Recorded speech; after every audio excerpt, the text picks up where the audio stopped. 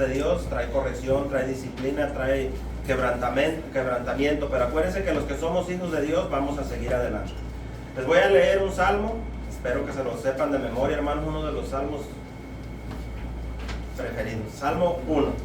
Yo creo que casi se lo saben de memoria. Dice, se lo voy a leer en la palabra de Dios para todos y después oramos, pongan atención y mediten el salmo, que Dios comience a hablar a nuestra vida. Dice, afortunado el que no sigue el consejo de los perversos, ni el ejemplo de los pecadores, ni se une con los que andan burlándose de todo. Al contrario, le gusta la enseñanza del Señor y la estudia día y noche.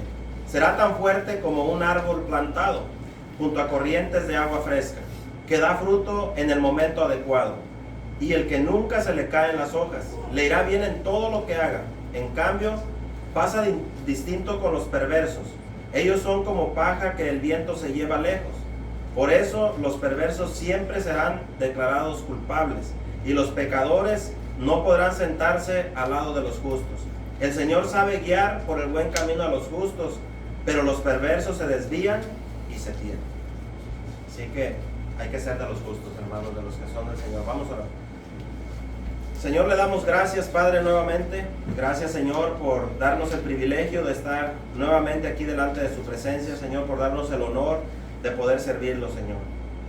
Padre, pues sabemos y entendemos lo que dice su palabra, que nosotros no tenemos ningún mérito por el cual usted nos haya amado, nos haya salvado, Señor. Pero sí, por su gran misericordia, por su amor, al vernos perdidos y extraviados como ovejas sin pastor, usted vino a buscarnos, Señor. Gracias, Padre eterno, por haber venido a nuestras vidas, por habernos enseñado el camino de la verdad, quien es nuestro Señor Jesucristo. Gracias, Padre eterno, por la oportunidad que nos da nuevamente de estar en este lugar, por tener donde congregarnos, por tener donde estar este grupo de su pueblo juntos, Señor. Le agradecemos por ello, le damos gracias, Señor, porque usted es un Padre amoroso, el cual nos ama, nos corrige, nos dirige y nos consuela también, Señor. Le damos gracias, Padre, porque usted nos ha dado todo lo que necesitamos en este grupo de su iglesia, Señor. Nos da lo que necesitamos para poder servirlo a usted y para servirnos los unos a los otros, Señor. Le agradecemos, Padre, porque usted nos ha guardado hasta este momento, nos ha traído a este lugar. Sabemos que pues cada uno tiene su lucha, tiene sus pruebas, tiene pues áreas donde está peleando contra el pecado, pero también sabemos, Señor, que la victoria le pertenece a usted, Señor, y que si dejamos que usted reine sobre nuestras vidas como nuestro Rey, usted peleará por nosotros y nos ayudará a salir victoriosos, Señor. Gracias, Padre, por la confianza que nos da. Gracias, Señor, por los hermanos que traen los cantos en esta mañana. Le ruego por ellos, Señor, que usted los siga ayudando, que les siga dando en su corazón el deseo de servirlo, el hacerlo de todo corazón, sabiendo que no le cantan a hombre alguno, sino a usted. Igualmente nosotros como iglesia, Señor, unir nuestras voces a ellos para servirle a usted, alabarlo, darle las alabanzas que usted se merece, Señor. Esperamos, Padre, que usted las reciba con agrado, que vengan de un corazón limpio, de labios puros, Señor, porque sabemos que usted no se agrada de ningún vaso que no esté limpio, Señor. Ponemos en sus manos, rogándole perdón por lo que hemos pecado contra usted también, Señor. Le pedimos por las aflicciones de su pueblo, por cualquier necesidad. Le ruego, Señor, que usted obre y conteste conforme a su divina voluntad, y en su tiempo, pues sus tiempos son perfectos, Señor. Ponemos todo en sus manos y le damos gracias, Señor, rogando que nos hable también a través de su palabra. La predicación de hoy, Señor, como siempre, que nos hable, nos siga ayudando, preparando para un día encontrarnos con usted, pero también para ser mejores cada día en este mundo, Señor, llevando el amor suyo a aquellos que no le conocen y siendo amorosos también y viviendo el amor entre nuestros hermanos, Señor. Ponemos en sus manos todo y le damos gracias, Padre, en el nombre de nuestro Señor Jesucristo. Amén.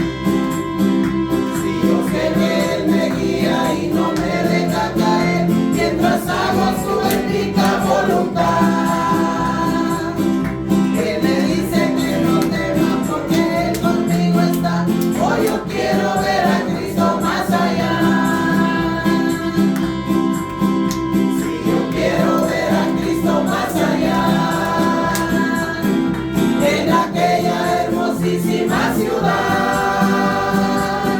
En su trono y en la gloria donde siempre cante así. Hoy yo quiero ver a Cristo más allá.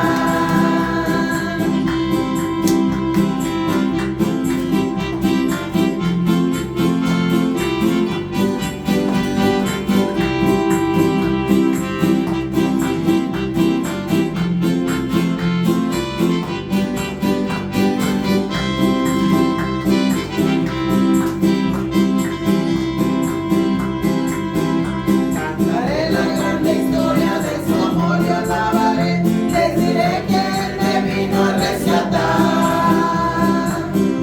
Jesucristo aquí ha muerto y parado en todo está. Hoy yo quiero ver a Cristo más allá. Si yo quiero ver a Cristo más allá,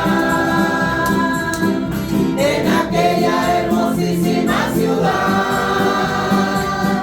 en su trono y en la gloria donde siempre cante así. Hoy yo quiero ver a Cristo más allá. Si yo quiero ver a Cristo más allá,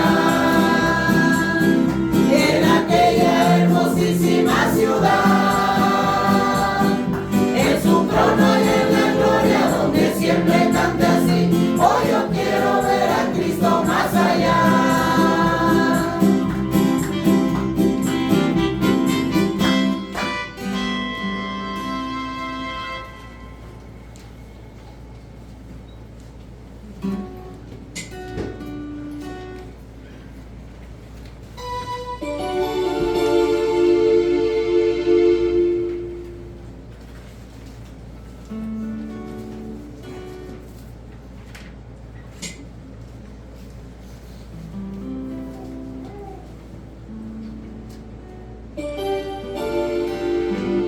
Por ahí está la hojita del Salmo 91, hermanos, por si no se lo saben.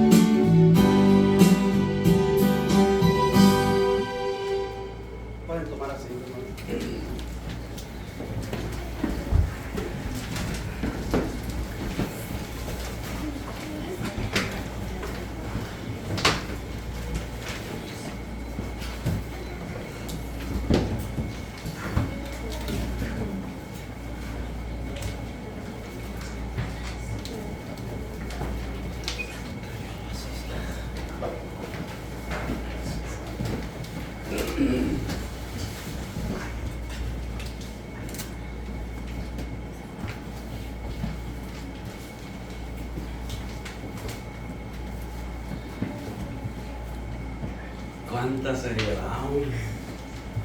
Si cayera un alfiler se escucha. Sí me gusta. Me quiere el hermano Ciro cuando me dice que Dios me asiste y que Dios me asista, hermano. Vamos a continuar con nuestros estudios, hermanos, no sin antes decirles bienvenidos a todos nuevamente. Gracias a Dios que pues, nos da el privilegio de vernos una vez más. Aquellos que fueron casi al final del mundo, mi familia acá, ya gracias a Dios ya regresaron. Y pues a los que no hemos podido ver por enfermedad o por cualquier circunstancia, gracias a Dios que están aquí. Dios es bueno y no desperdiciemos el tiempo en tonterías, hermanos, en cosas que se van a acabar con el uso, como dice la Biblia, o cosas vanas, cosas que no valen la pena. No hay mejor lugar que estar que aquí. No seamos necios. Muchas veces pensamos, ¿será que alguien le contó mi vida, hermanos? Les aseguro que no. No es como funcionan las cosas. Sería ¿cómo se dice? Pecado. Un deshonor, realmente un deshonor al ministerio de preparar una predicación para una persona. Eso es totalmente deshonrar a Cristo. Nunca se le mete eso a usted en su mente. Simplemente que Dios, a como está su iglesia, va dando las cosas. Y mientras uno sea obediente y tome lo que le toca, porque a cada quien nos toca algo. A mí me toca algo, a usted le toca algo, y al hermano, y a todos nos toca algo. Entonces, agarre lo que le toca y lléveselo. Póngalo en práctica. Pero que nunca se le meta en su mente, porque a veces así empieza a pensar uno, hay que atacar al enemigo por enfrente antes de que llegue el problema. Nunca se le meta en su mente pensar, el hermano lo dijo por mí. Bueno, eso es verdad, lo decimos por cada quien, porque ese es el plan de Dios, decirlo por aquel que estaba escuchando. Pero no especialmente porque el hermano me sabe algo. Olvídese de eso. De veras que no hay tiempo de andar haciendo esas cosas. Lo que tenemos que hacer es buscar a Dios de todo corazón, entregarnos a Dios de todo corazón, y cuando algo me habla Dios, recibirlo también de todo corazón y aplicarlo, seguir adelante. Miren, si usted ya fuera perfecto, nosotros dejaríamos de predicar. La verdad, nadie aquí hay perfectos, todos seguimos avanzando, como dijo Pablo, seguimos extendiéndonos hacia adelante el supremo llamamiento de Cristo Jesús hasta llegar ¿a dónde? A nuestra meta. Nuestra meta final es aquel día cuando lo podamos ver a Él cara a cara. No cuando tengamos esas coronotas. Les digo, a veces uno se hace ideas y se pone esas ideas que uno escucha a veces de predicadores raros de la prosperidad y eso, que dicen, imagínense, el Señor nos va a dar coronas, no una coronas. Está hablando de recompensas, está hablando de todo lo que Él te dejó hacer aquí para Él. Pero ¿qué tal si aquel día te dice, siervo malo? Ni en lo mínimo me fuiste obediente. No se ponga serio, ahorita empezamos. Pero estamos hablando de que siempre hay dos extremos, siempre hay dos lados. Uno es las recompensas, pero otro también son las reprensiones. Por eso es que el Señor nos reprende aquí, por eso es que el Señor nos enseña aquí, para que aquel día nos diga, bien hecho, buen siervo fiel, en lo poquito que es esta vida, todo lo que logres tener y lo que logres hacer. Y aún la vida cristiana fuiste fiel, ahora vas a recibir lo que realmente te pertenece, lo verdadero, donde vamos a vivir por toda la eternidad.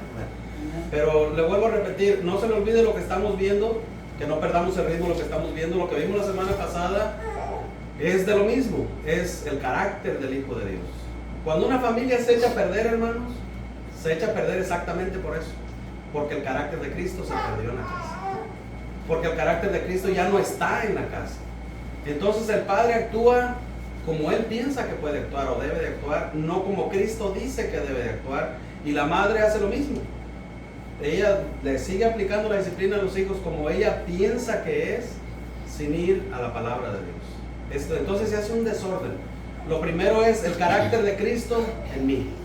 Cuando el carácter de Cristo esté bien formado en mí, entonces podemos con seguridad reprender el esposo o la esposa. Y cuando decimos reprender, no se le olvide, veíamos un poco la disciplina con los muchachillos el viernes. Disciplina no es llegar y darle un golpe a alguien, eso no es disciplina.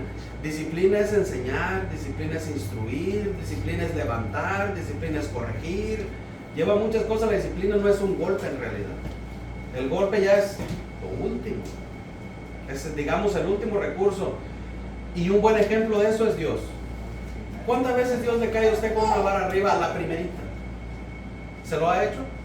¿Verdad que no? Te reprende, te enseña, te instruye, porque toda la palabra de Dios, dijo Pablo, es inspirada por Dios y es útil para exactamente lo que estamos de enseñar, instruir, redarguir, corregir, a fin de que el siervo de Dios, el Hijo de Dios, esté completamente preparado, que estés preparado en todo.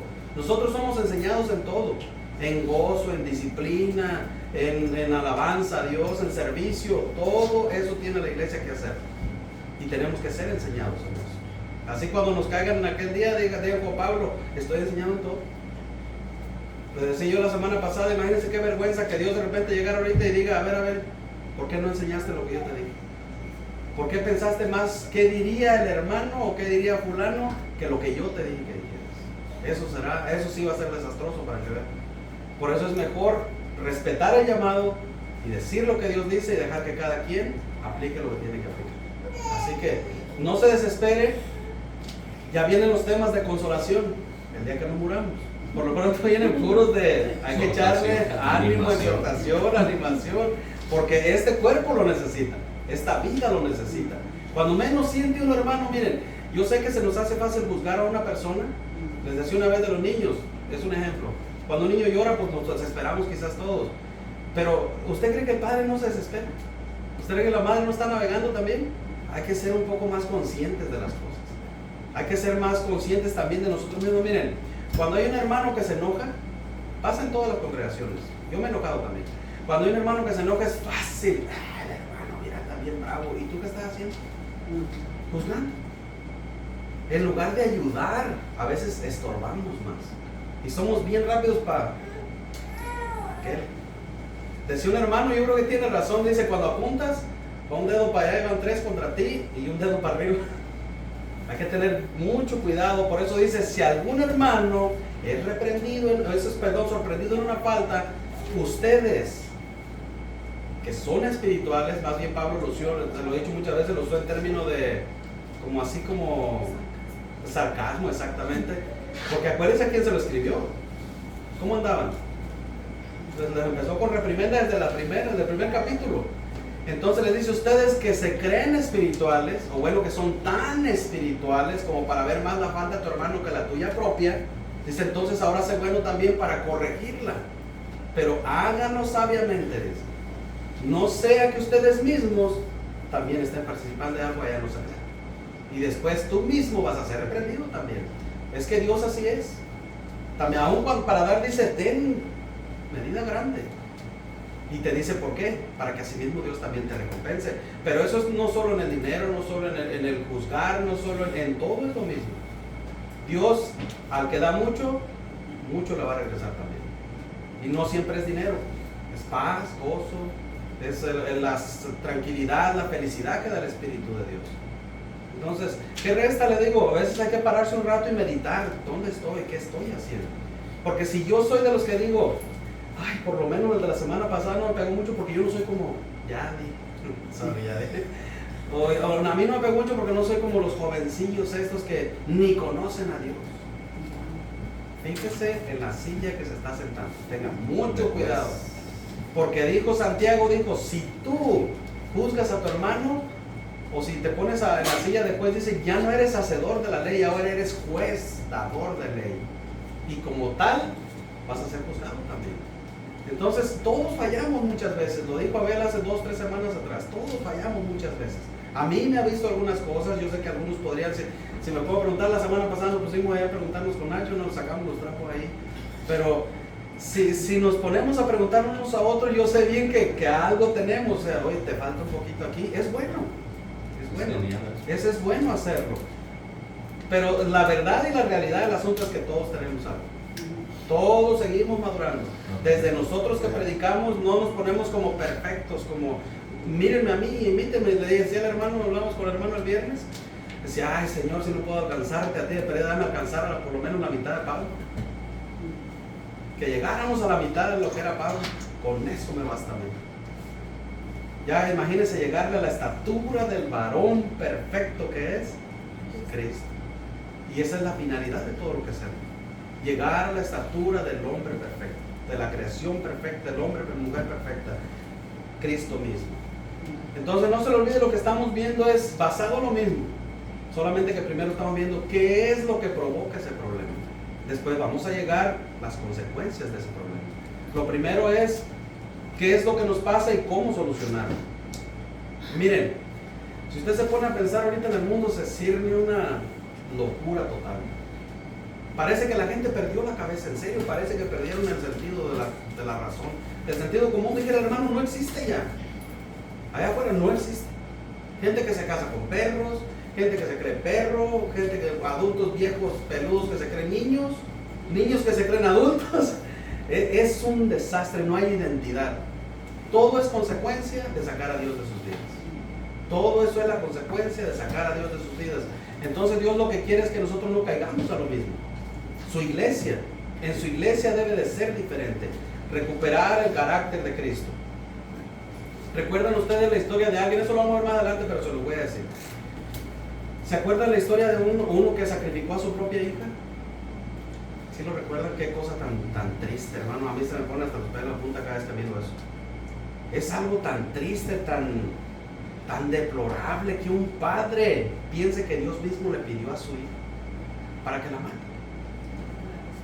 La costumbre exactamente que ellos tenían. A eso exactamente voy, gracias hermana. Lo vamos a ver mucho más después, obviamente. A veces pensamos que nuestras costumbres son buenas. A veces pensamos que lo que a mí me enseñaron así, yo así voy a enseñar a mis hijos y los hijos de mis hijos van a ser enseñados así. Hay cosas que eran buenas, como dijo Pablo, nuestros padres nos reprendían, nos pegaban y los venerábamos cuando nos disciplinaban, pero desgraciadamente ahora nos fuimos al otro extremo, donde los hijos ya no se reprenden, donde los hijos ya no se les pega cuando se les debe de pegar. Hay otro extremo también ahí. Dicen, no detengas el castigo, y la línea está mal. Es casi solo un niño. Hay un extremo, dice, no detengas el castigo. El que castigo detiene, a su hijo aborrece. Pero el mismo Proverbios te dice otra parte que también está el otro extremo. Dice, que no se precipite tu corazón a destruirlo. Porque hay padres que se exceden también. Hay padres que lo regañaste por una cosa y al rato la está recordando y se la está recordando, se la está recordando, se la está recordando y el chamaco hasta que se enfada. ¿A poco no? Y lo dijo Pablo también. Dijo, pero no los lleven al desánimo. ¿Por qué? Porque tú mismo lo puedes destruir con tus manos. Entonces, ni un lado, ni extremados para acá, ni extremados para el otro lado. Tiene que haber un orden. Por eso le digo, a veces diríamos yo, ¿cuándo sacrificaría a mi hijo? Dios mío. Yo le pediría perdón a Dios de rodillas porque ofrecí algo tan grande. Tenga cuidado, porque quizás lo estás haciendo.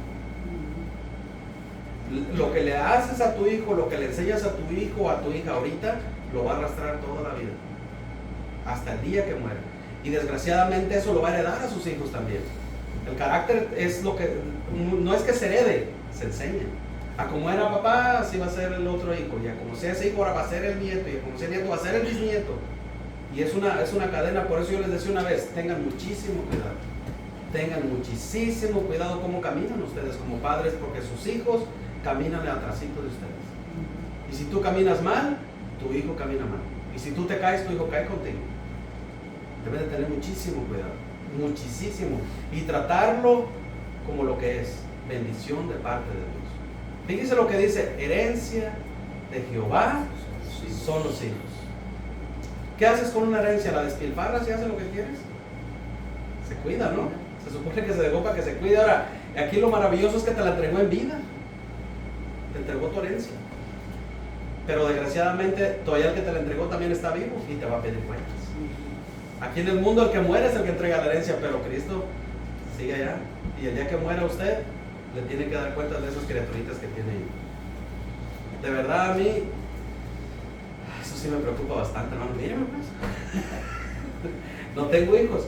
No porque le saque a eso, sino bueno, yo he sentido que es mi llamado seguir así, hasta donde Dios me lleve. Pero ustedes que los tienen, procuren con todo su corazón que como ustedes los están educando, es lo que Dios quiere. Y que ni se exceden para un lado, ni se exceden para el otro. Si hasta aquí lo ha hecho, bueno, ¿qué es lo que le he dicho siempre? Hoy es tu día. Hoy es tu oportunidad. Cada vez que se escucha la palabra de Dios, es tu oportunidad de corregirlo. Y mire, pareciera como que es contradictorio, como que el hijo va a decir, pues ya me dañaste. No, se puede recuperar. Si usted es humilde y dice, me equivoqué. esperanza en Dios. ¿A poco no le puede pedir perdón a su hijo usted? ¿Es tan alto así que no puede agacharse un poquito? Me gustó muchísimo una predicación que vimos con la vez de un hermano argentino. Esta es una escultura que hicieron aquí en Texas, en un seminario, cuando todavía por lo menos enseñaba un poco. Y él está, supuestamente Pedro sentado, ¿no? Y está el Señor lavándole los pies, pero así nomás como taparrabos, y el delantal lo trae amarrado para limpiar los pies después. Pero está agachado y su pelo cae en la cara.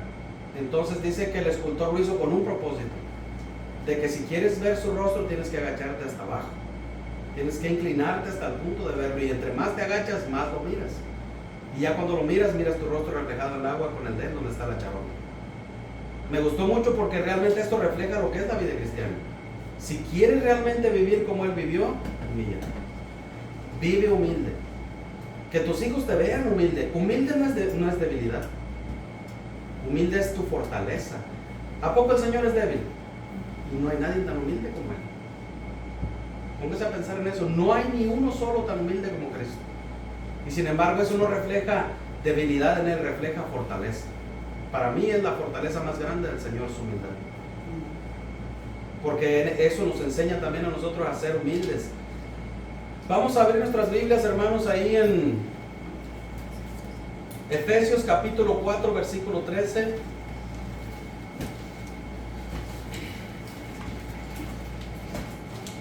Y voy a abusar de verlo otra vez ahí en Apocalipsis 3, 14 al 22, por favor. A ver.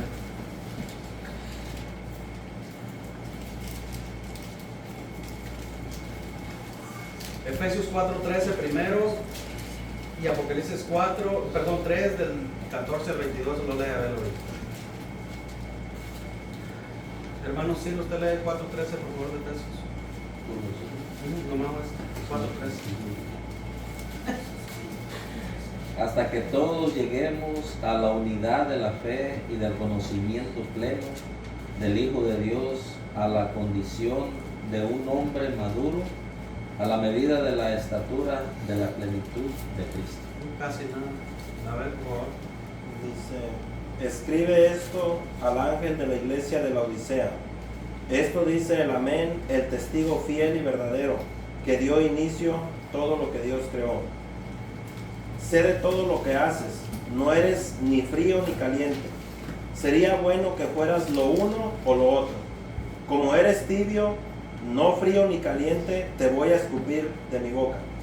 Tú dices que eres rico, que ya tienes todo en abundancia y que no necesitas nada, pero no te das cuenta que en realidad eres un desdichado, miserable, pobre, ciego y desnudo. Te aconsejo que compres de mí oro que ha sido refinado en fuego para que seas realmente rico. Compra de mí ropa blanca para que cubras tu vergonzosa desnudez, y compra también de mí medicina para tus ojos, para que así realmente puedas ver. Yo corrijo y castigo a los que amo, así que esfuérzate y cambia. Mira, aquí estoy llamando a la puerta. Si alguien escucha mi voz y abre la puerta, entraré, cenaré con él y él conmigo. Al que salga victorioso, le permitiré sentarse a mi lado en mi trono, de la misma manera que yo conseguí la victoria y me senté al lado de mi Padre en su trono. Oigan bien lo que el Espíritu dice a la iglesia. Amén. Gracias. Ay, a mí como me emociona Apocalipsis, hermano, me gusta mucho. Pero hoy no vamos a ver nada de escatología, vamos a ver el carácter de Cristo en su iglesia. ¿Por qué esta iglesia fue reprendida? Si usted se pone a leer las iglesias de Apocalipsis, hermanos, yo coincido con la idea de algunos hermanos de que no está hablando solo de la iglesia del Asia Menor de aquel tiempo. No podría ser, porque ¿dónde está la carta a los Corintios? No es como que Cristo le escribió a todas las iglesias y se le olvidó Corintio, o se le olvidó Atenas, o se le olvidaron los otros pueblos. No, además ni a la iglesia de Jerusalén le escribe, con eso le digo todo. Entonces, hay algo escondido aquí.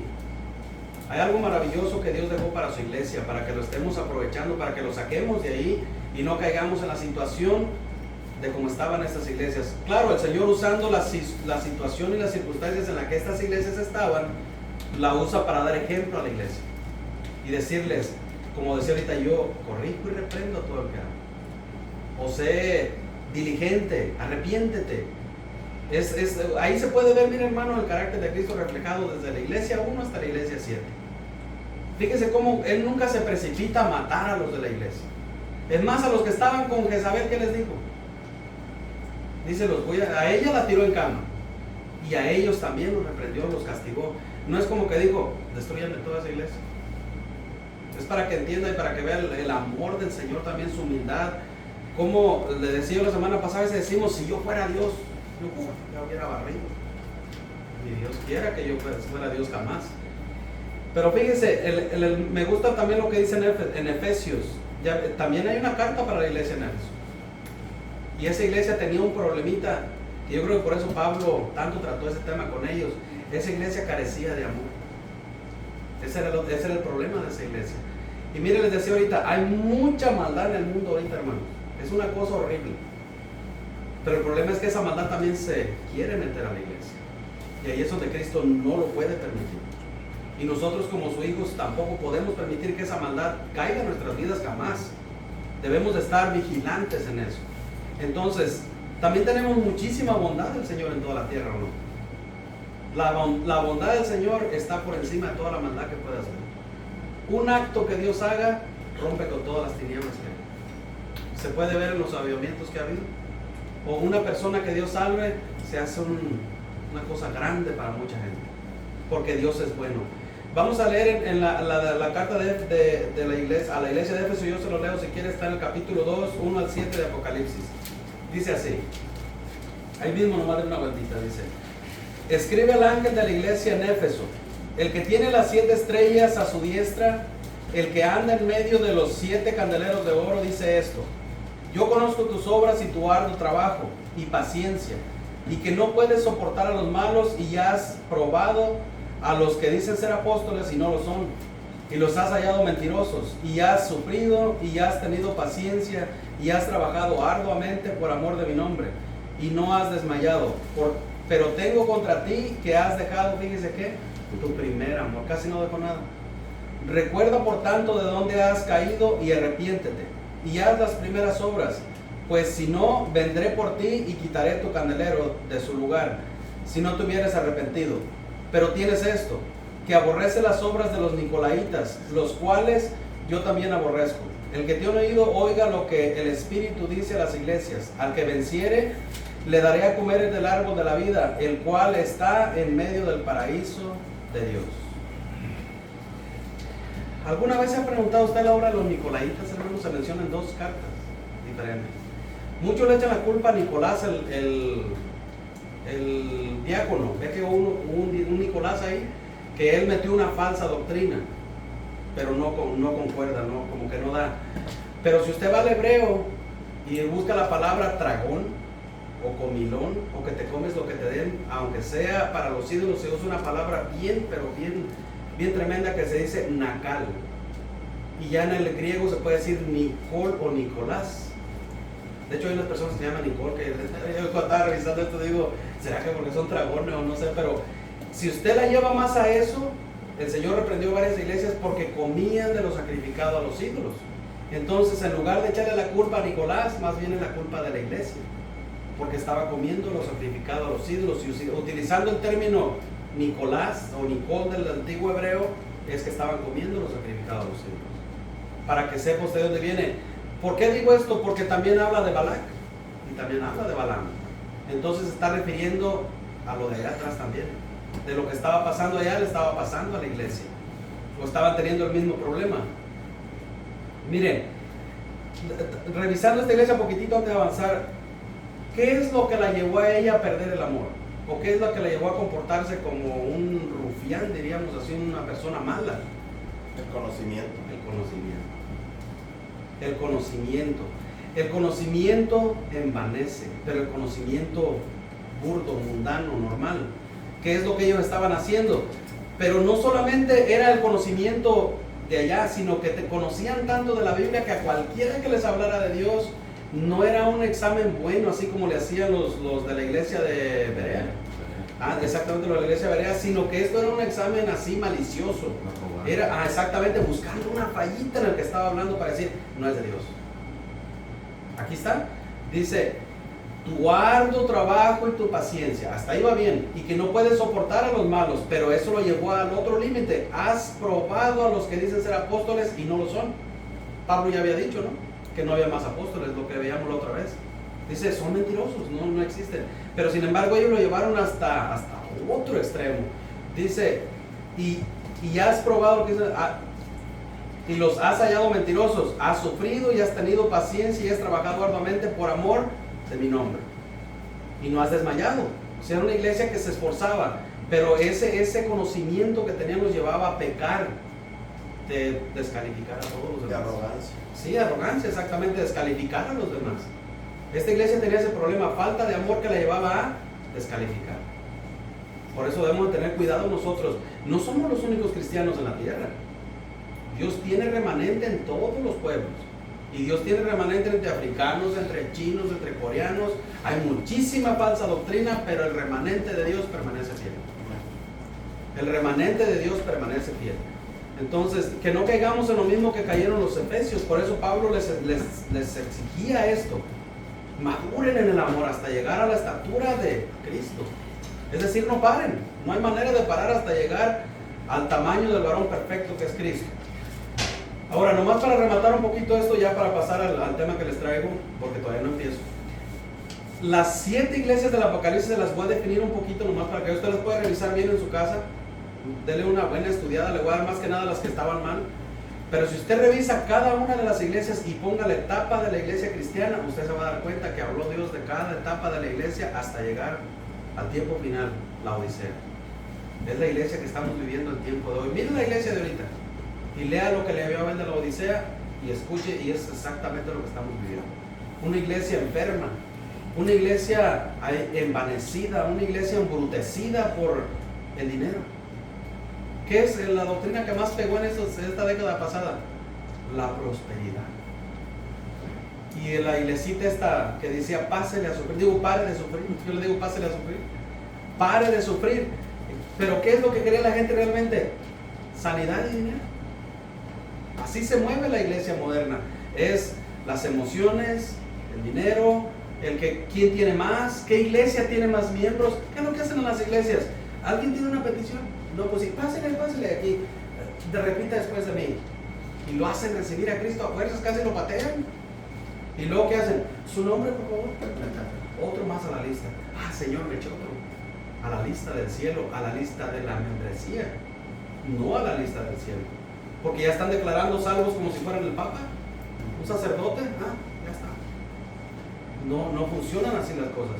Entonces, fíjese bien, se lo leo un poquito. Las 2 primeras iglesias no las incluí porque es la primera etapa de la iglesia, usted la puede ver. Era una etapa gloriosa, se podría decir, la primera. La segunda medio cayeron y ya le va la otra. Iglesia de Pérgamo. Fíjense lo que tenían ellos. Permitían las falsas doctrinas dentro de la iglesia, entre ellas las de Balaam y las de los Nicolaitas. Lo que los éfesos no hicieron, aunque eran muy exagerados, pero no lo permitieron, los Nicolaitas. Luego la iglesia de Tiatira.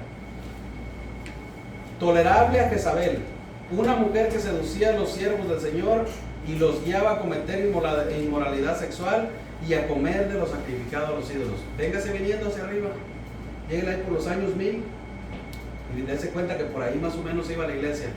Luego la iglesia de Sardes,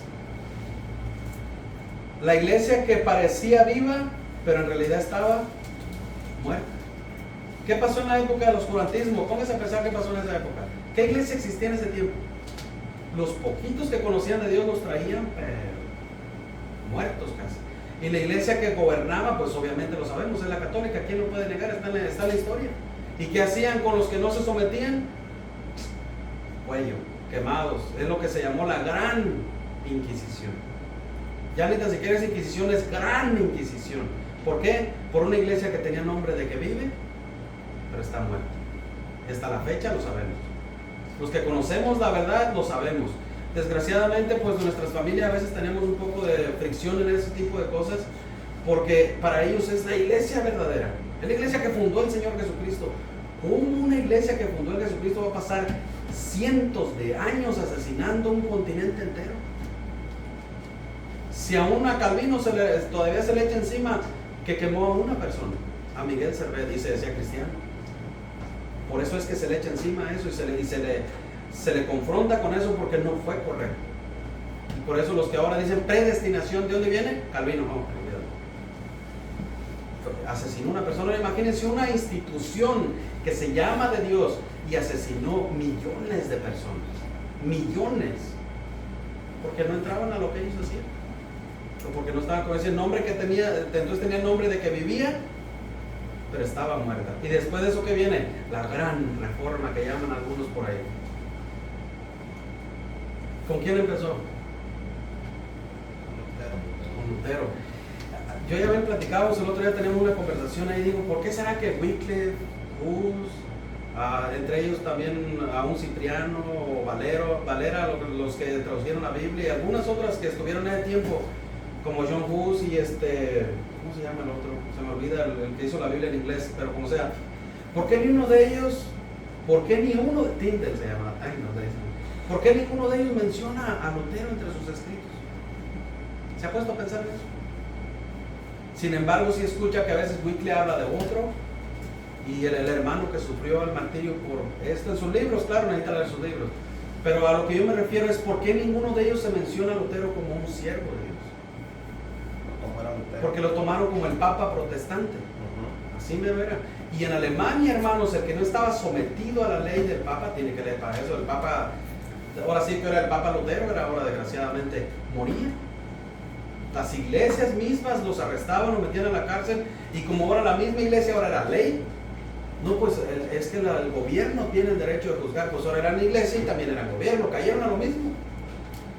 Pero gracias a Dios, por esa liberada que se dio como quiera del oscurantismo, la gente comenzaron a despertar. Se tradujeron Biblias y es cuando llegamos a lo que estamos ahora. Ahí empieza la Odisea. Comenzó a despertar la iglesia. Si lee lo que dice de la Odisea, ahí está. Es el comienzo y es lo hermoso que empezó. Y después, ¿qué le pasa? Se vuelve tibio. Es de lo que está hablando en sí. De la iglesia en general, no está hablando solamente de un pueblo que diga, no, pero yo no me creo tibio, no de uno, de toda la iglesia. Por eso Jesucristo dijo, escribe a la iglesia, no escribe a Andrés o escribe a Abel, a toda la iglesia. Entonces, en el tiempo de la iglesia, la Odisea, el problema es ese, que la iglesia se volvió tibia. Una iglesia que sí tiene nombre que vive, pero ahora se volvió tibia. Ya ni tan siquiera checa las cosas. ¿Será que esto es verdad? ¿O será que esto es mentira? Simplemente dice, yo tengo todo lo que necesito. Yo me he enriquecido. Y si alguien le dice, pero mire, tiene que despertar, que mire, yo miro las cosas, yo me sé toda la Biblia. Es dificilísimo, hermanos, y le puedo mencionar 20 doctrinas ahorita. Que usted corrija un testigo, que usted corrija un adventista, que usted corrija a un católico, que usted corrija a un bautista, a un pentecostés, a un mormón, porque ellos defienden su doctrina, pero su doctrina, no la doctrina bíblica. Defienden lo que en su iglesia se enseña. Lo de la Biblia es secundario para ellos. ¿Por qué? Porque tienen la Biblia y agregan algo más. Elena de White, no sé qué tantas cosas, bueno, es White, pero yo leo White. Hay tantísimas cosas, hermanos, que la iglesia tiene que estar despierta para que el carácter de Cristo se forme en nosotros. Debemos también nosotros ver dónde estamos cayendo nosotros. Mire, si usted ve claramente la iglesia de la Odisea, a mí me recuerda mucho a una parábola que el Señor dijo, que iba a ser al final de los tiempos. ¿Se le viene a su mente? ¿No? Algo de la tibieza, el soñoliento y dormidos. Las 10 vírgenes. Las 10 vírgenes. Fíjese que está bien curioso porque casi lo que dice aquí la iglesia de la Odisea es lo que dijo el Señor para el final. Las iglesias iban a estar ahí todas esperando, supuestamente esperando, pero 5 de ellas, 50%, vaya poniendo eso es un número grandísimo. La mitad de ellas bien y la mitad de ellas mal. Y ya lo había dicho en Lucas también, uno será tomado y otro será dejado. Y un señor dijo, no, eso se refiere a una guerra. No, se refiere al rapto de la iglesia. Uno será tomado y otro será dejado. Fíjense que oímos una predicación con José otra vez de un español que está bien interesante. Dice, y luego la gente dice, dame lo que tienes tú. ¿Y cómo se lo vas a dar? Pues es que eso te lo dio Dios a ti. O ay, que yo pudiera vivir como fulano. No puedes. Tienes que llenar tu propia lámpara de aceite. Y eso es responsabilidad de cada quien. Es responsabilidad de cada uno de nosotros llenar nuestras propias lámparas de aceite. Imagínese esto, que usted llegue al tiempo final, que ahorita se acabara todo, y que cuando vayan a llamar tu nombre digan, ¿a quién me agarro ejemplo? Voy a agarrar yo solo. Que digan, que pase Ciro el tibio, cuando vas a ser juzgado. Que pase el tibio, Ciro pasa. Imagínense, hermanos, que Dios te llame tibio. Así le estaba diciendo a esta iglesia para que vea qué tan grave es el asunto donde estaba la iglesia esta, tibia. Y se acuerda que ya le explicamos un poco lo que es, por qué le llama tibia, y dice que te va a vomitar de la boca. Eran por los balnearios que Roma hacía por donde quiera que llegaba, y traían las aguas termales, las aguas calientes, las traían por canalejas a unas tinas especiales para bañarse, especialmente los ricos, no para los pobres. Y resulta que a veces se les cruzaba el agua, y donde iba el agua para tomar, caía el agua caliente, y la fría caía acá en las tinajas para bañarse. Entonces cuando tomaban esa agua, ¿usted tomaba agua tibia? ¿Se la echaba a la boca? Que le dio unos 2 sorbos y hasta se cierra el cuello. En serio se cierra. Mi mamá nos hacía agua caliente antes cuando teníamos gripa, o tos, no nos dejaba tomar agua fría. Era el peor tiempo de mi vida. Nos daba agua caliente por una semana entera, tibia, pues así, quebradona, fea. Un té está bueno, ¿sí o no? Pero no sé por qué el agua tibia nomás no entra. Te echas un trago y el otro ya quieres vomitar. Y mi mamá, que te tómense esa agua. Y sí, pues hace bien, te quita la garraspera y eso, pero sabe muy feo. Lo pongo como ejemplo para que vean por qué el Señor lo puso como ejemplo, porque a los que se los estaba diciendo sabían de lo que estaba hablando. A los que se los estaba diciendo sabían de la situación que estaban. Y es lo que le está diciendo, tómate el agua tibia, a ver si tú te la vas a soportar. No la soporto, pues tampoco te soporto a ti. Tibia. Entre 2 aguas ahí, mediano, medio quebrado. Ah, sí soy cristiano, pero tampoco no exageren, no es para tanto. ¿A poco en mi trabajo les voy a decir que soy cristiano? ¿Y entonces?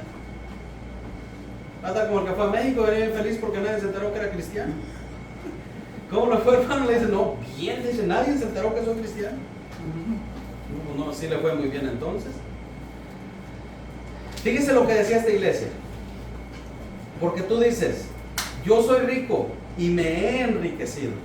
Le vuelvo a repetir ahorita, hermanos, usted mira mega iglesias, mega pastores. Con Abel, de hecho, hablábamos de eso el otro día. Le digo, un poco platicando, si la iglesia crece, para mí es una preocupación sincera. Porque el hecho de que tengamos una iglesia de 100 miembros y yo no me sepa el nombre de cada miembro, para mí es algo como, no sé, siento como que es una falta de respeto para Dios. Me siento mal, no sé, me siento así como liviano, hueco, no sé cómo. Le decía a Abel, ¿qué vamos a hacer si un día llegan a 200, a 300? Necesitaría un nombre, un papel ahí para estar viendo los nombres. Entonces es una preocupación sincera, porque el que se encarga de la iglesia debe de tener ¿cómo le dijera? La preocupación de conocerlos. Imagínense una iglesia de 10,000 gentes. No digo que no esté bien, pero lo que le digo a ver, ¿será que sería bueno que dividamos ya ahí? No dividir, sino, dicen algunos, mejor diga multiplicar, hermano, porque soy mal, pero es dividir. Unos acá, otros allá y otros allá, para el punto de conocernos mejor. Porque entre más crece, mire, yo sé que usted va a coincidir conmigo, lo platicamos con mi madre el otro día. Cuando teníamos los servicios en las casas, nos conocíamos más. En serio.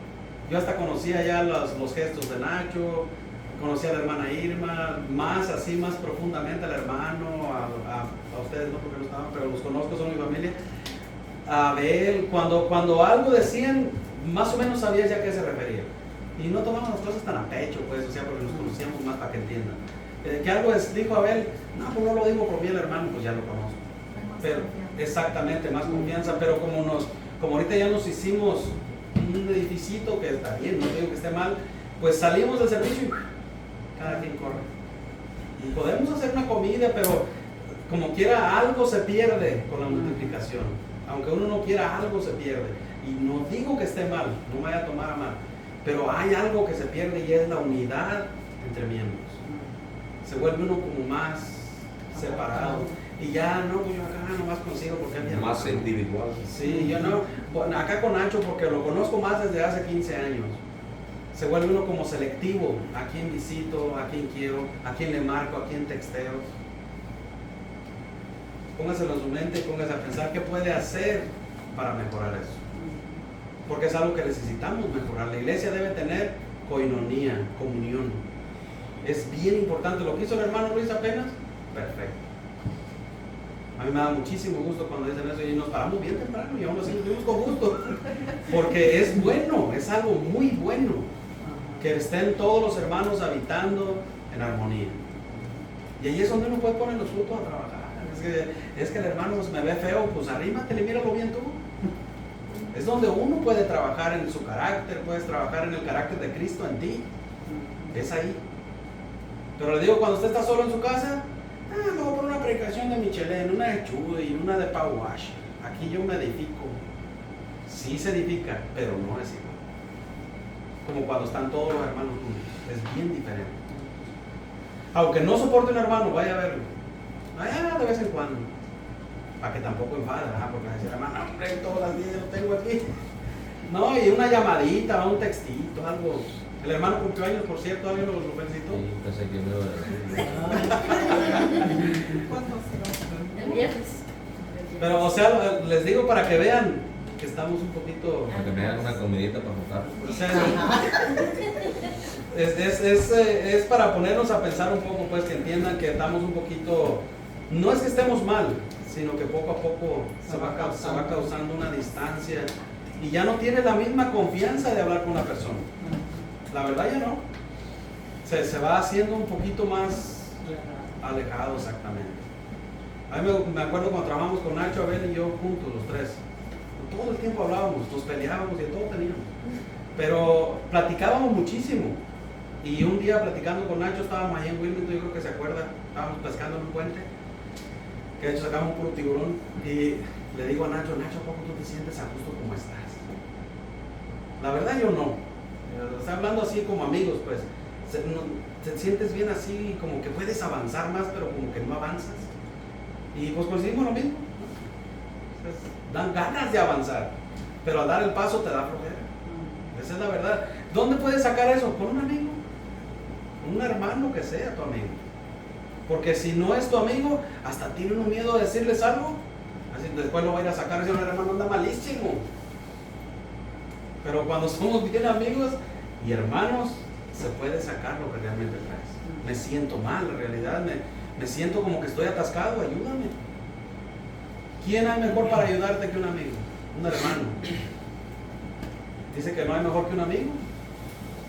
Y mucho más un hermano en Cristo. Ok, entonces fíjese bien. ¿Qué nos detiene de hacer esto? Lo que le estaba deteniendo la misma iglesia de la Odisea. Comodidad. Mi propia comodidad. Ay, a mí no me gusta que me estén molestando. No me gusta que me den guerra. Yo por eso ni hijos tengo. Yo no lo digo, no lo vayan a creer. A mí me encantan los chamacos. Pero o sea que llega uno al punto donde uno podría volverse así. Y yo ya no quiero saber nada. ¿Cuándo vas a crecer? ¿Cuándo te vas a hacer manso como Moisés? ¿Cuándo? ¿Cómo se hace manso un burro? Te voy a poner un burro para que se ofenda un poquito. ¿Cómo se hace manso un burro? El hermano sabe, a ver, sabe. Tienes que montarle, no hay vuelta. Es la única manera de que un burro se haga manso. Tienes que montarle. Y ponerle un fierro en el hocico para que se controle y te va a tumbar varias veces. Pero así es como se hace manso. Usted quiere hacerse amigo realmente de una persona, tiene que caerle a su casa y meterse en su vida y que él se meta en la tuya. No hay vuelta. Es la única manera. Conocerse. Realmente es eso, conocerse. A mí no me gusta que se metan en mis cosas. Lo siento, pero Cristo se mete hasta la cocina y sale a la hora que quiere. Es necesario que nos conozcamos más. Los niños, los muchachillos, que se conozcan más entre ellos también. Y ellos con los adultos. Y los adultos con ellos. Porque a veces decimos, no me gusta tratar con los muchachos. Y aprender a tener más paciencia. Aprender la paciencia. Ahí es donde se practica pues la paciencia. porque hablan cada cosa también a veces, pero uno debe de ser paciente. Nosotros pasamos por ahí, ¿o no? ¿A poco usted nació viejo? ¿Verdad que no? Debemos, a como vayas envejeciendo, debe ir creciendo el Espíritu de Dios en ti. Que seas un viejito, pero un viejito amable, un viejito pasivo, un viejito que quiera no estar cerca de ti, que wow, que este hombre creció, pero de veras que bien se siente estar cerca de él. Que lo digan los más pequeños, porque a veces los viejillos se encuentran entre viejillos porque son igual de criticones y peleoneros. Pero el Hijo de Dios no debe de ser así, no se debe volver senil, al contrario, debe de crecer en amor y ser diferente, para que cuando ya esto esté viejo, y yo creo que aquí casi todos estamos encurvando para allá. Ya cuando esté viejo, imagínense que no se dejaba arrimar por nadie, no quería saber nada de nadie. ¿Quién nos va a ayudar cuando esté viejo? Van a ser ellos como quieran. Ni la señora no. Exactamente. Hasta la señora le va a sacar la vuelta. No, por eso debemos poner cartas en el asunto, pues. Por eso debemos poner cartas en el asunto. Empezando desde tu propia casa, a practicar el carácter de Cristo, y de ahí comienza a salir hacia afuera practicando el carácter de Cristo. Especialmente con los difíciles de soportar. Allí mero es donde creces. ¿Quieres crecer realmente? Esa es tu oportunidad. Los difíciles de soportar. ¿Quieres ser un mediocre por siempre? Con este porque se me da por mi lado. Es que con este me encuentro bien. Es que la hermana peina a su niña con un partido a la mitad de la cabeza y así me gusta a mí. Así que yo por eso me junto con ella. Es que coincidimos. Hermanos, eso no debería salir de un hijo de Dios. No, debe de juntarse con los difíciles de amar. Si yo soy difícil de amar para usted, júntese conmigo. Es algo bueno, es algo que te va a ayudar a crecer y te va a quitar de la mediocridad. Acuérdese lo que tenía esta iglesia. ¿Qué tenía? Estaba enferma. Ellos se sentían sanos y el Señor les dijo: estás pero bien enfermo. Además no puedes ni ver que estás desnudo. Desnudo de obras bíblicas. Eso es de lo que estaban desnudos, para que no nos equivoquemos. Me gusta mucho la explicación, hermano, y se la voy a dar. Me gustó como lo explicó, porque en ese tiempo allá se inventaron los chalecos esos que ahora traen aquí, con el cuerote de un animal ahí colgando para abajo. Así que los hacían tan bonitos que los llevaban hasta los soldados romanos, iban a comprar ahí, a la Odisea. Por eso ellos se sentían como la última frontera del negocio. Los romanos nos compran, los griegos nos compran, todos nos compran. Y ellos sentían que no había unos comerciantes como ellos. Además el colirio se inventó en la Odisea. Entonces ellos sentían que el World Trade Center de aquel tiempo, el centro comercial mundial de comercio, entonces el Señor los puso en sus pies. Les dijo: nada de lo que tú le das valor vale para mí. Nada de lo que tú tienes es realmente lo que yo quiero para ti. Y entonces le dijo: mejor ven y compra de mí oro refinado, ropas blancas que son obras bíblicas, y colirio para que te abra los ojos para ver si sí ves, porque no estaban viendo bien. Es algo bien triste, pero imagínense que Cristo venga y nos diga lo mismo a nosotros. Piensen un poquito. Que diga: Señor, pero yo estoy bien, yo leo la Biblia todos los días. Yo no te estoy preguntando eso. ¿Cómo tratas a tus hermanos? ¿Cómo vives con tus hermanos? ¿Cómo tratas a tu esposa? ¿Cómo tu esposa te trata a ti? ¿Tus hijos te respetan? No un respeto que tiemblen así como un conejo asustado, sino por respeto a mi padre, porque mi padre es una roca que no se mueve. Alguien firme, alguien que tiene un carácter estable. Ese es el respeto que ustedes deberían de buscar de sus hijos.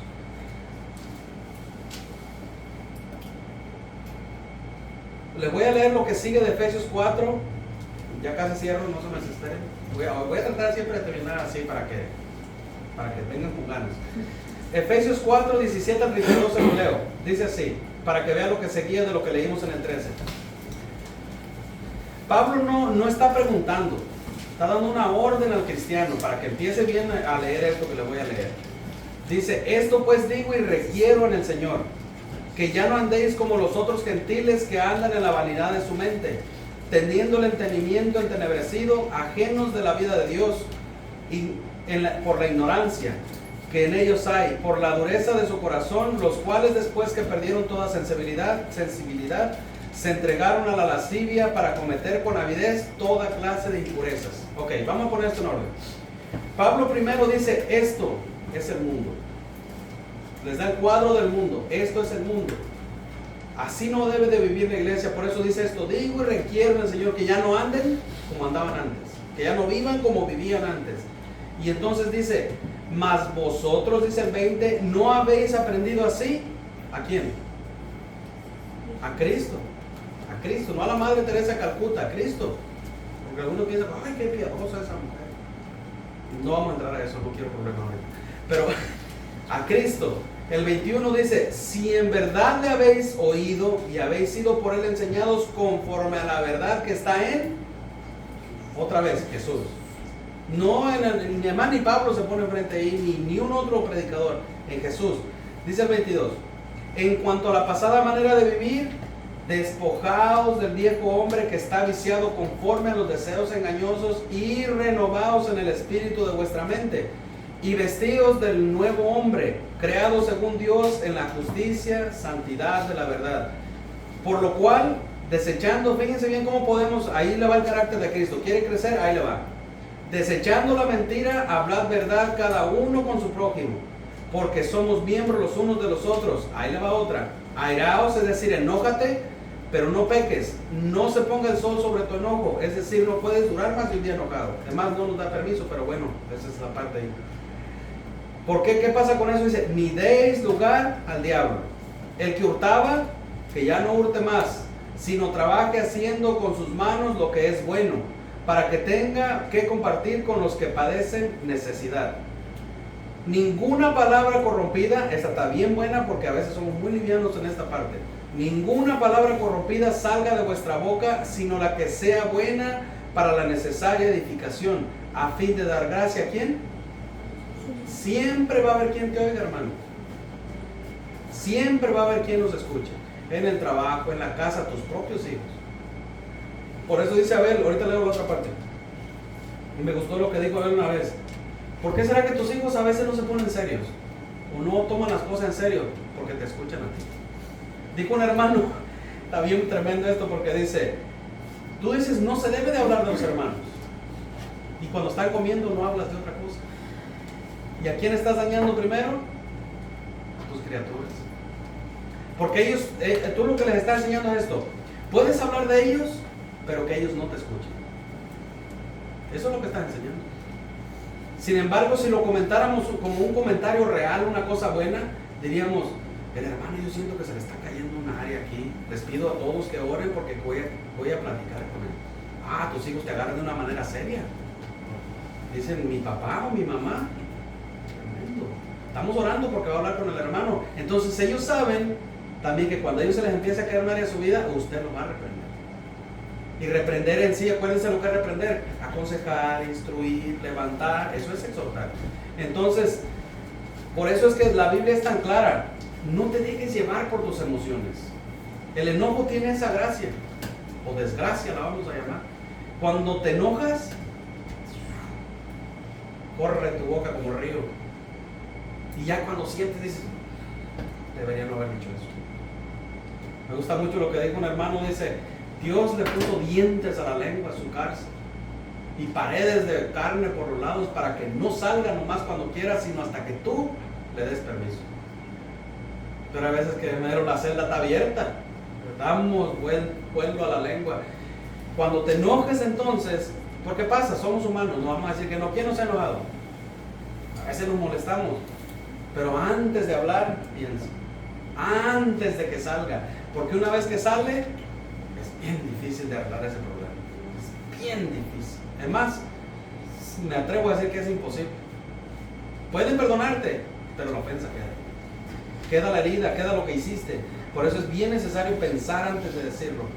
Ok, y mucho más, fíjense a los oyentes que no conocen a Dios. Eso es más importante. Cuando andan dos que son cristianos juntos, como ando yo y él, Abel anda con Inde, con el hermano Luis, Nacho anda abandonado, pero los que traen algún hermano ahí, es mucho más importante que entre ustedes hablen cosas que den gracia a los creyentes. Si van a hablar de otra cosa, mejor dejen que se vayan los oyentes. Que sientes que se te va a ir la lengua, atrápala, muérdela si es necesario. Dar gracia a los oyentes. Luego dice, y no contristéis. Fíjense lo que provoca estas cosas, para que vean lo que pasa. Y no contristéis significa entristecer al Espíritu Santo de Dios, con el cual fuiste sellados para el día de la redención. ¿Qué debemos de hacer también para crecer más? Ahí te lo dice Pablo. Quítense de vosotros toda amargura, enojo, ira, griterías y maledicencias y toda malicia. Antes, ¿cómo podemos contrarrestar esto? Fíjense bien. Sed benignos unos con otros y misericordiosos. Por eso le digo, ¿quiere trabajar más en su carácter? Visite un hermano difícil de amar. O una persona que te dice hasta de lo que te vas a morir. Allí vas a crecer. Ahora, si ya rompimos ese vínculo de la paz, aquí también te dice cómo. Porque somos fáciles, digo a veces, para criticar a la persona que me ofende, pero no te das cuenta que tú también estás mal, porque ya recibiste la ofensa. Lo que dice, perdonándoos unos a otros, como Dios también os perdonó a vosotros en Cristo. ¿Se acuerdan lo que decíamos la semana pasada? Si ya te perdonó Dios tanto, ¿por qué tú no puedes perdonar una ofensa? ¿Por qué se hace tan difícil perdonar una ofensa? ¿Será que San Abel no puede ser tocado? ¿San Ciro? ¿San Nacho? ¿San José? ¿A quién se quedó bien San José? ¿Será que nosotros no podemos ser tocados? Somos más grandes que Cristo entonces. A Cristo lo insultaron de tal manera que le dijeron de todo, y aún así dice que no respondía insulto por insulto. Jamás. Debemos de aprender de Él. Debemos de aprender a ser amables, cordiales. Dice Pablo, dijo muchas veces, comportados varonilmente, como personas sabias, personas nacidas de nuevo. Imagínense usted esto. Somos nacidos de nuevo, ¿verdad? Hijos de Dios, cristianos. Un pleito jamás debería empezar en un cristiano, mucho menos entre los que no conocen a Dios. Jamás debería empezar el pleito ahí. Que empiece por otros. Tú lo que debes de hacer es apagar el pleito. Pero imagínense que de repente digan, ay no, donde va, no voy a decir nombres porque se pueden ofender, donde va fulano, que es cristiano, puros problemas. Donde quiera que llega, provoca pleitos. Algo está mal en ese corazón. Algo está mal ahí adentro. Y se tiene que tratar. Por eso el 21 dice, si en verdad le han oído y han sido por él enseñados, conforme a la verdad que está en Jesús. Esa parte me encanta a mí, porque está diciendo, si realmente son cristianos, esto que les voy a decir abajo, eso se les va a hacer fácil, porque así deben de vivir. Así debe de vivir el Hijo de Dios.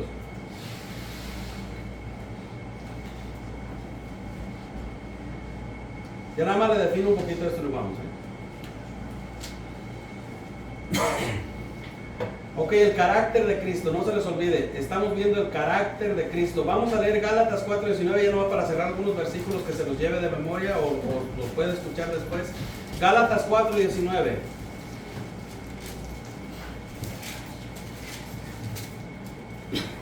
¿Tú tienes otra versión, no? Sí. Léelo, por favor.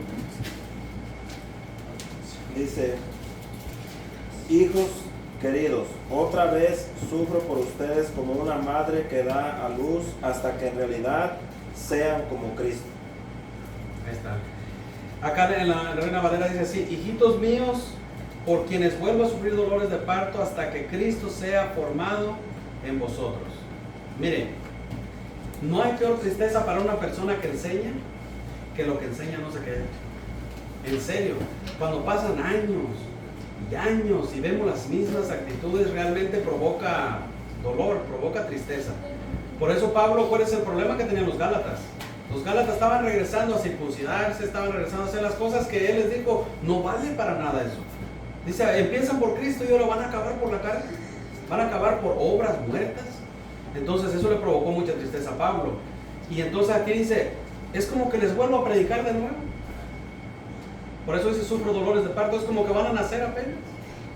No avanzaron nada. Le digo, no hay tristeza más grande para nosotros que enseñamos que ver que una persona no avanza. En serio, provoca tristeza, provoca un poco a veces desesperación y preocupación, aunque muchos dicen, no, pero uno no debe preocuparse es ocuparse de lo de mañana.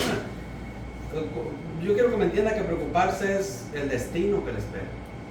O por qué no están avanzando. Yo le he preguntado a Dios, yo sé que haberlo hecho también, Señor, el problema soy yo. Es que estoy enseñando lo que no es. ¿O qué es lo que está pasando? La respuesta no se la va a dar porque esa fue personal. Pero sí da tristeza, hermanos, cuando se ríen.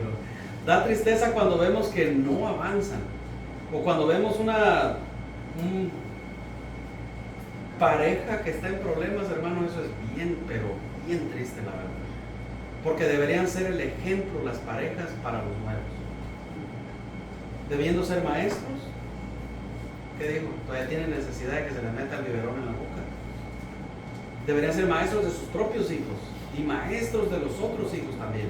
Y a la vez las mujeres adultas ser maestras de Isa, de los jóvenes nuevas.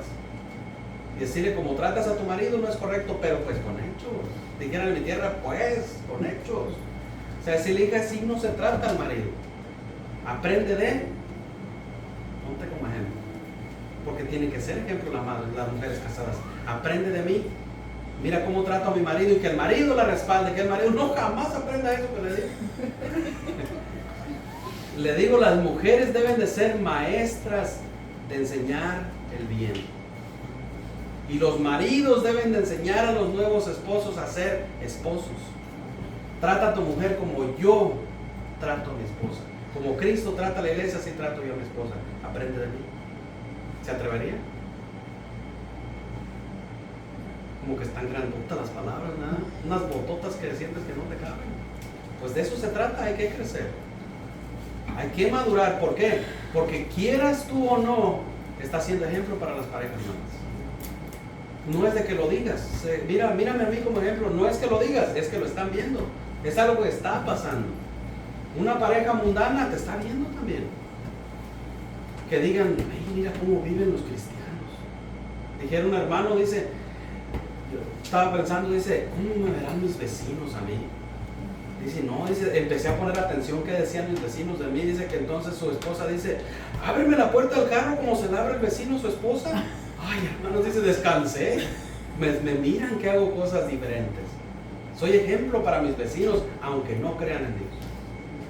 De eso se trata, ser ejemplos. Y los chiquillos no se quedan aparte.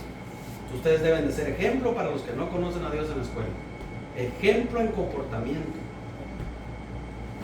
Es muy grande. Yo sé que es muy grande. Por eso es que ser cristiano no es para cobardes. Es para quienes tienen el coraje de decir, sí, Señor, aquí estoy. No se haga mi voluntad, que se haga la tuya. Que ya no viva yo, que Cristo viva en mí. De eso se trata, que Cristo viva en mí. Y que el viejo yo, lo que yo soy, se quede clavado con mis pecados pasados en la cruz, con Cristo. El nuevo resucita con Cristo y somos criaturas nuevas. Le vuelvo a repetir, no estoy diciendo que seamos perfectos, todos la regamos, pero se debe de avanzar, debemos de avanzar. Segundo a los Corintios 3:18, yo se lo leo para irlo rapidito, ya nomás estos versículos dice, por tanto nosotros todos, mirando a cara descubierta como un espejo la gloria del Señor, somos transformados de gloria en gloria a la misma imagen por el Espíritu del Señor. Romanos 12:2. No os conforméis a este siglo, sino transformaos por medio de la renovación de vuestro entendimiento, para que comprobéis cuál sea la buena voluntad de Dios, agradable y perfecta. Segunda de Pedro 1:4. Hermano, hay muchísimo, aquí nos pasamos la tarde, dando algunos nomás. Segunda de Pedro 1:4. Por medio de las cuales, si quiere después lea de qué está hablando, por medio de las cuales nos ha dado preciosas y grandísimas promesas, para que por ellas llegaseis a ser participantes de la naturaleza divina, habiendo huido de la corrupción que hay en el mundo a causa de la concupiscencia. Fíjese hasta dónde nos lleva Dios, a ser participantes de la naturaleza divina, a ser participantes de la naturaleza de Cristo. Entonces fíjense bien, ya por último, porque ya la semana que viene vamos a pasar más a las consecuencias de no hacer caso a lo que les hemos dicho. Porque quiera o no están ahí. Es como le decía ahorita el ejemplo, quiera o no está ahí. Entonces ya es de cada quien qué es lo que va a hacer. El carácter de Cristo es lo que te define como persona diferente. No el nombre cristiano. Porque muchos dicen, ay, nos llamamos cristianos. O, mira, esos son los cristianos. No, ¿qué te define realmente? Dijera, a ver, venir a la iglesia sin nombre. Porque realmente no veo por qué ponerle nombre a las iglesias. Pero, ¿Qué es lo que te define? Ah, no, yo voy con los Gómez. Los exagerados nos llaman algunos de donde nos venimos. Pero, ¿qué es lo que me define a mí? ¿Qué es lo que te define a ti? ¿Qué es lo que te hace diferente a ti? Cristo es el que hace la diferencia. Solamente Jesucristo hace la diferencia. No es dónde voy, no es tanto qué es lo que me dicen, es la seriedad que tú le das a la palabra de Dios. Puedes venir aquí toda la vida y vivir sin seriedad a la palabra de Dios, hacer lo que tú quieras. Y cuando pecas dices, pero por lo menos me pasé un mes sin hacerlo otra vez. Estás atado por el pecado, no alcanzas a ver. Las tinieblas se te volvieron a cegar los ojos. Es aquel que vive sin pecar hasta el día que muera, voluntariamente. Para que no digan, el hermano ya habló cosas que no, voluntariamente. Cuando tú voluntariamente te expones al mal. Y pasa una semana y dices, Señor, pero ya pasó una semana y te vuelves a exponer al mal. Y pasa otra semana y te vuelves a exponer al mal. Estás atado. Estás todavía atado. El carácter de Cristo no va a crecer jamás en ti. Y mucho menos si el Señor no te reprende y no te disciplina, es porque quizás eres bastardo. Se oye bien fea la palabra, pero realmente es hijo ilegítimo. No eres de él. Y uno se pone a pensar y dices, no, pues a mí Dios no me castiga como dice el hermano, exagera, tanto castigo, ¿por qué? ¿Cómo empieza el castigo de Dios? Se lo dije la semana pasada. ¿Cómo empieza Dios a hablarte primero? La palabra, ¿no? Te aprieta el corazón. Y la tristeza del Espíritu Santo en aquellos que son de Dios te hace regresar rapidito al camino. ¿Sí o no? Te hace el corazón, sientes que casi te truena de tristeza. Dices, ¿por qué fui a hacer lo que hice? ¿Por qué fui a pensar lo que pensé? Decía un hermano, ya para cerrar, ya es lo último. Dice que una viejita llega a preguntarle y le dice, ¿seré cristiana? Dice, quizás muchos de los cristianos de ahora pues se sorprenderían de la pregunta, porque ¿qué hizo la hermana? Es que me enojé con mi vecino. Hermana, no exagere, ¿quién no se enoja con el vecino? Es la seriedad que la hermana tiene hacia la palabra de Dios. La lastima hacer algo que sea en contra de Dios. Así debemos de ser. Te debe de lastimar. Es más, echar una mentira al instante que digas, hermano, no, hombre, gané $1,000 y ganaste 1,100, para no darle 100. Hermano, gané $1,000. Y luego, no es cierto, hermano, no es cierto. Me gané 1,100 porque sentiste que la había regado. Ni así siquiera se te va a quitar la tristeza de lo que hiciste. Porque actuaste mal. Actuaste por impulso en lugar de actuar conforme al carácter de Cristo. Es un ejemplo nada más. Pero lo que voy es eso. El que es de Dios, la cosa más mínima que es para el mundo, exageran. Que porque se peleó con su mujer anda que viene bien triste. O siente que Dios hizo mal contra Dios. Pues por supuesto, somos de Dios. Somos diferentes y vivimos diferente. Un coraje que hice con mi patrón, a mí me lastima. A veces no puedo ni dormir. Porque a veces provocan, pues que uno dice me provocó, no, lo provoqué yo. Yo estaba predispuesto a eso también. Entonces uno mismo tiene que pedir perdón a Dios, tienes que recuperarte otra vez. Además tu patrón ni sabe que está enojado con él. Pero él sí. Jesucristo sí lo sabe. Y el problema es con él. Y así que contrólate para que la semana siguiente que lo mires ya vayas con tu sonrisita. ¿Por qué? Para quedar bien con el Señor. Es para hacer quedar bien al Señor más bien. Que lo representes bien. Eso es el punto. Que el carácter de Cristo fluya en ti. Ese es el punto de todo. Y póngase de pie, vamos a orar.